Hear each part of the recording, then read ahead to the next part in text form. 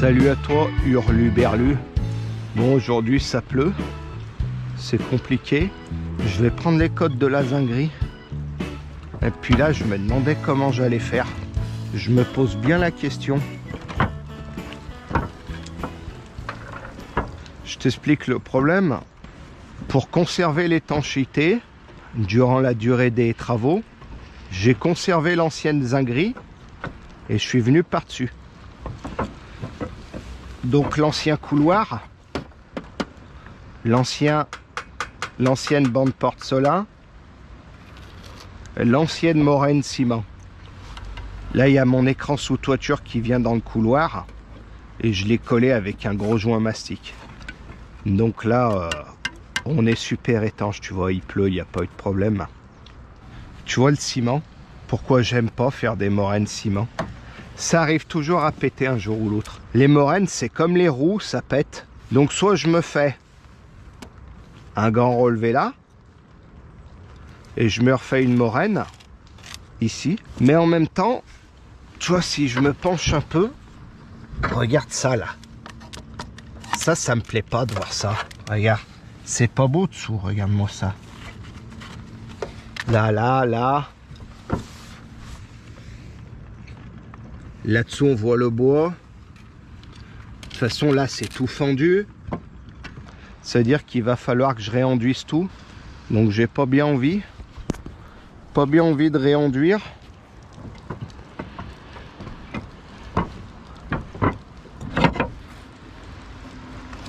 Là, tu vois, regarde. Mon écran sous toiture, il finit là.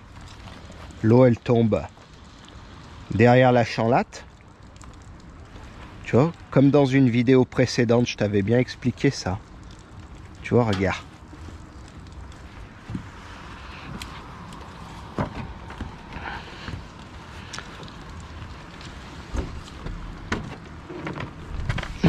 Comme je t'avais expliqué.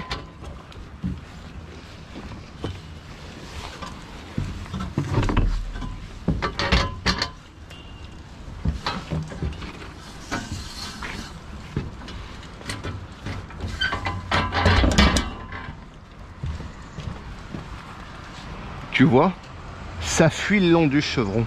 Ça coule entre la chanlatte et la volige et ça mouille la tête de chevron.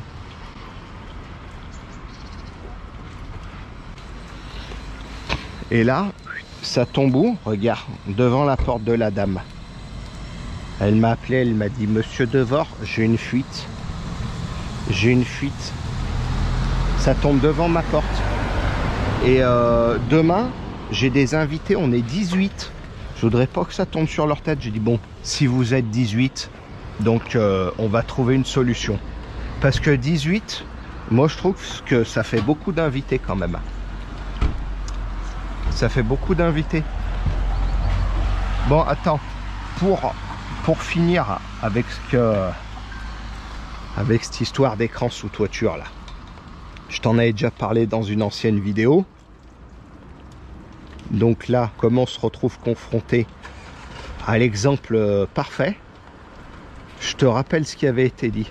C'est qu'en fait, l'écran sous toiture, quand tu refais une toiture, comme ça là, avec un forget qui est assez ancien, pendant les travaux, tu vois, tu le laisses tomber dans la gouttière.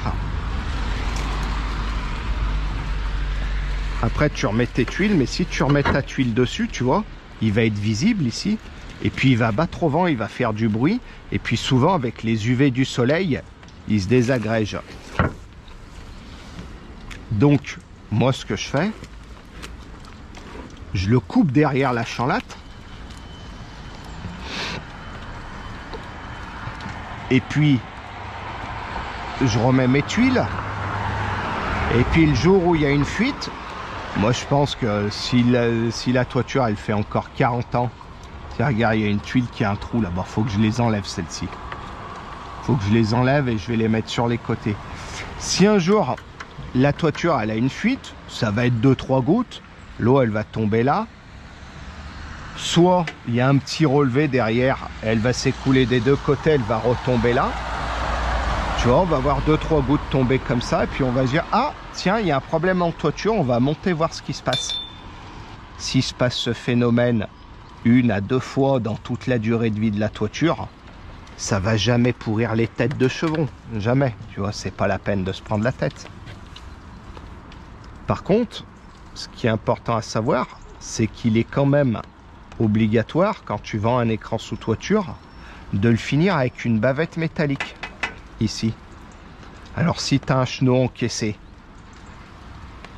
que tu n'as pas de forget, que ton chenot il est au-dessus de l'habitation, donc là je te conseille très fortement d'accompagner ton écran jusque dans ton chenot avec une belle bavette. D'accord? Mais là, c'est pas le cas. C'est un vieux forget, il n'y aura jamais de problème. Ça peut rester comme ça. Mais comme je lui ai mis un écran, c'est le gros, ça c'est le gros écran de chez Vitax. Celui qui est garanti 30 ans là, les nouveaux. Il a une bande autocollante. Donc ce que je vais faire, je me suis plié moi des petites bavettes. Je vais mettre une bavette métallique ici. Je vais bien tirer. Je vais enlever le scotch et je vais me coller dessus. Comme ça, ça va le maintenir en tension. Il y aura toujours une petite pente, ça sera nickel. Bah, je fais ça parce que j'ai mis un écran de bonne qualité, parce qu'il y a un autocollant ici. Bon, je vais le faire, mais bon. Tu vois, ça me coûtait rien, il y a 4 mètres. Ok, on fait ça. Donc, je t'ai parlé de ça. Donc, voilà. Donc, on en revient. Donc, je t'ai tout dit là. Là, je t'ai tout dit. Normalement, tu es content, tu as tout compris. Tu as tout compris. Petite séquence. Écran sous toiture bas de pente. Toujours intéressant. On est dans les classiques, hein. On se répète un peu, ça fait plaisir. Bon, maintenant, on va reprendre là où je m'en étais arrêté, à savoir l'explication de mon problème de zinguerie de couloir. Et là, je vais te faire montrer que qu'est-ce que je dis, c'est qu'est-ce qu'il faut retenir. D'accord? Alors, mon autre problème, c'est que déjà, cette moraine, elle est toute cassée, j'ai pas envie de tout réenduire.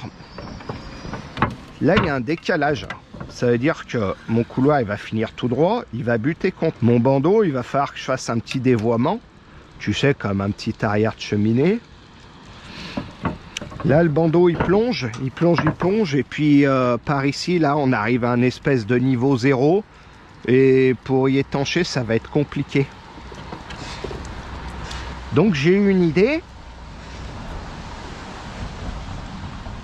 J'ai une idée de qu'est-ce que je vais faire. Je pense que je vais tout y habiller en métal. Je vais me faire un support bois, tu vois ce triangle là. Je vais me faire un support bois, puis je vais me faire un petit bardage. Je vais me faire un petit bardage. Alors je sais pas trop comment. En zinc, je pense pas que ce soit nécessaire. Ça va faire un peu trop zingué. Bon, remarque, ça serait pas vilain. Sinon, on peut se faire une petite tôle laquée rouge. Petite tôle laquée rouge, ça serait sympa, ça couperait. On aurait les couloirs noquet zinc, jouet tôle laquée rouge, rive en zinc. Voilà, ça nous rappellera un petit peu le rouge des tuiles. Je pense que ça serait plus discret. Méthode soit petit bac à joint debout, ça fait plaisir, mais un peu long. Soit méthode à graffure avec un soyage. J'ai bien envie d'opter pour ça. Petit soyage, ça fait longtemps que j'en ai pas fait. Ça fait plaisir. Parce que du joint debout à l'horizontale, je vais habiller mes bandeaux comme ça chez moi en préfa gris. Donc là, j'ai envie de me faire un petit soyage. Allez, ça fait plaisir. On part sur une tôle laquée rouge, développée 50, à graffure avec soyage, bouteille de Beaujolais blanc, cépage Chardonnay, 2022, 8 € la bouteille en carton de 6. Ouh, j'ai soif maintenant. J'ai soif. Bon, on fait ça. On fait ça, mon Tintin? On fait ça? Ouais. Tu m'as dit, je t'ai entendu, tu m'as dit, vas-y, on fait ça. Je veux voir le soyage. Bon, eh ben on va te faire montrer ça. On va te faire montrer ça. Je te fais montrer. Bon, tu vois, regarde, là, il y a mes petites bavettes, là. Que je voulais mettre en bas de pente, remettre mes tuiles, coller mon écran. Mais comme tu peux le constater, il pleut, c'est tout mouillé. Donc, j'ai pas envie de coller sur du mouillé. Mais en même temps, il faudrait pas que demain, ça continue de fuir là-bas. Donc, arrive un moment, il va falloir que je prenne une décision fatidique. Mais c'est vendredi. Donc déjà, j'ai plus bien envie. Il pleut.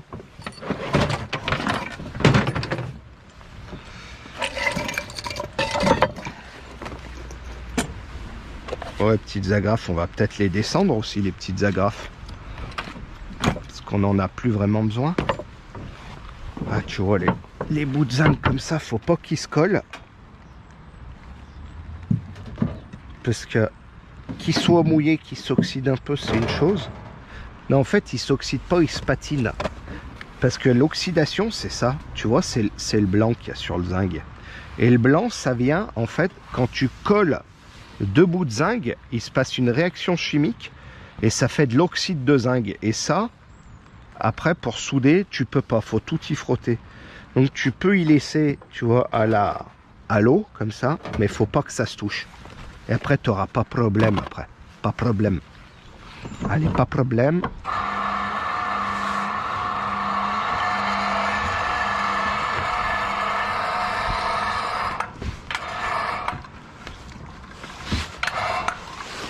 Us.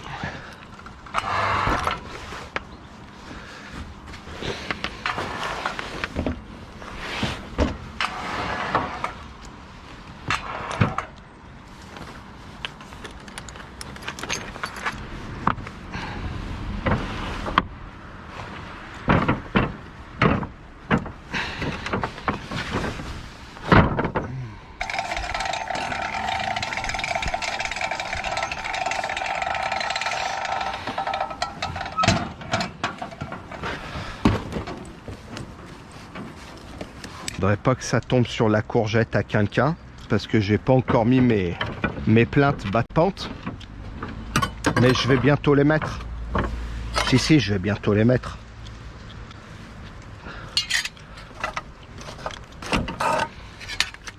Allez, boum, ça en descend. Cette bride, on la garde, on va la mettre au bout pour faire un semblant de quelque chose qui fait semblant. Bon, ce qu'on va faire, je te commente un peu, hein, je te commente ce que je vais faire. On va faire un trait. Un trait droit de forme rectiligne, uniforme et unilatérale. Toi, tu fais des traits rectilignes, uniformes aussi?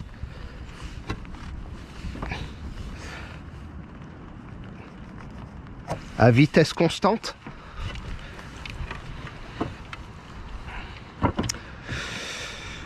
Oula, ouais, je suis un petit peu près du mur là. Je vais pas réussir à caser mon litho là, derrière le trait là. Man. Man.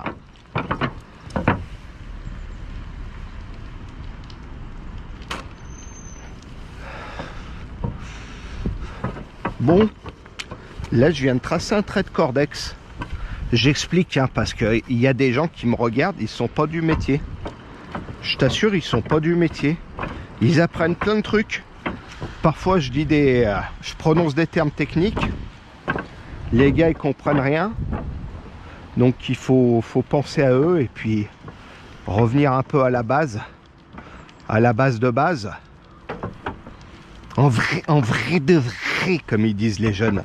En vrai de vrai. Tu sais, avec les R dans la gorge. Frère. Tu sais, ça me rappelle les inconnus. Monsieur Van Cru, troisième.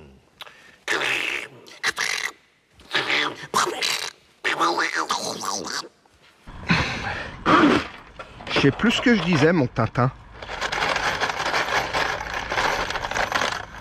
Non, je sais plus ce qu'on disait. Je sais plus. Ah oui, je disais que il faut quand même. Non, je sais plus ce que je disais. Je disais qu'il faut bien expliquer des fois les termes. Parce qu'il y en a. Il y a des petits Tintins, ils me regardent, ils sont du métier. Ils disent c'est bon, un trait de cordex, c'est à base du métier. Qui n'a pas eu un cordex pour Noël? Ben, il y a des gens, je vais dire, ils regardent. Ils regardent, ils me disent que ça les détend. Ou qu'ils connaissaient pas le métier. C'est des trucs comme ça, quoi. Et donc faut penser un peu aussi à eux. On va tout expliquer, hein, si tu veux que je te dise. On est là pour ça ou on n'est pas là pour ça? Hein? De la one et ci, de la one et ça. Je suis pas au trait. C'est mon litho qui est tordu ou c'est mon trait qui est tordu? Moi je pense que ça doit être mon trait. Des fois mon cordex il fait des traits arrondis. Mais ça c'est que quand il y a du vent. Si tu as un vent latéral, très arrondi.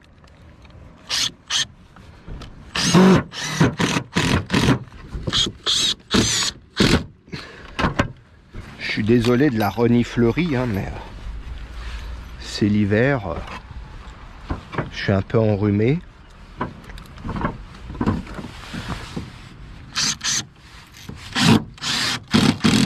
On a le droit quand même d'être enrhumé. Ou ça dérange le jeune Tintin.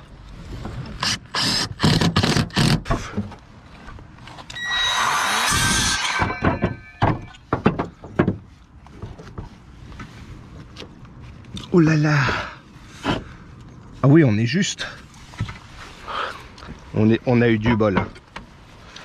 On a vraiment eu du bol.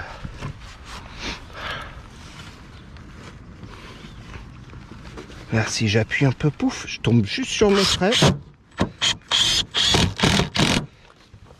Il en fallait pas plus. Hein. Je t'en raconte. Hein. Je te raconte des histoires. Est-ce que je me démonte toute la main courante? Et après, je refais une plus large. Ou alors, je fais en sorte d'arrêter...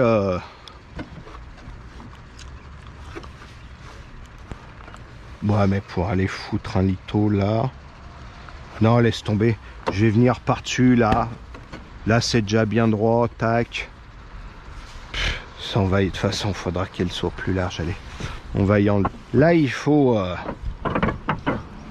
Faut pas que ça coûte trop cher non plus. Hein. Faut pas se lancer dans des aventures non plus.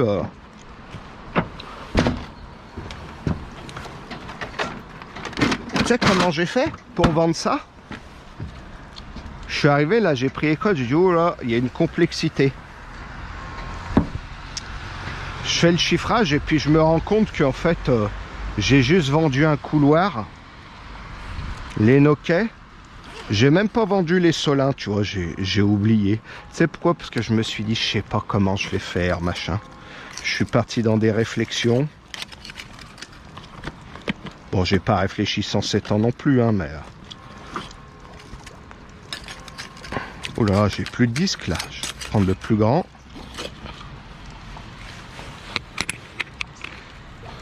Il n'y a pas le cache. Je sais, il n'y a pas le cache.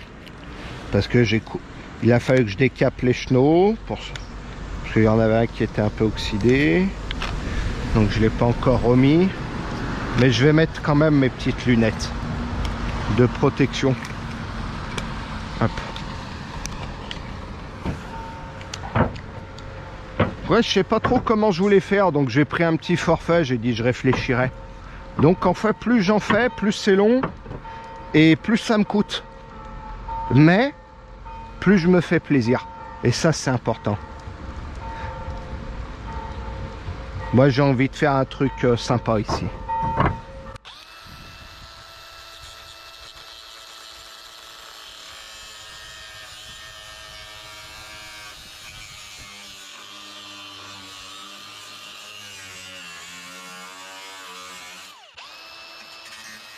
T'as vu Joe, je coupe ta main courante.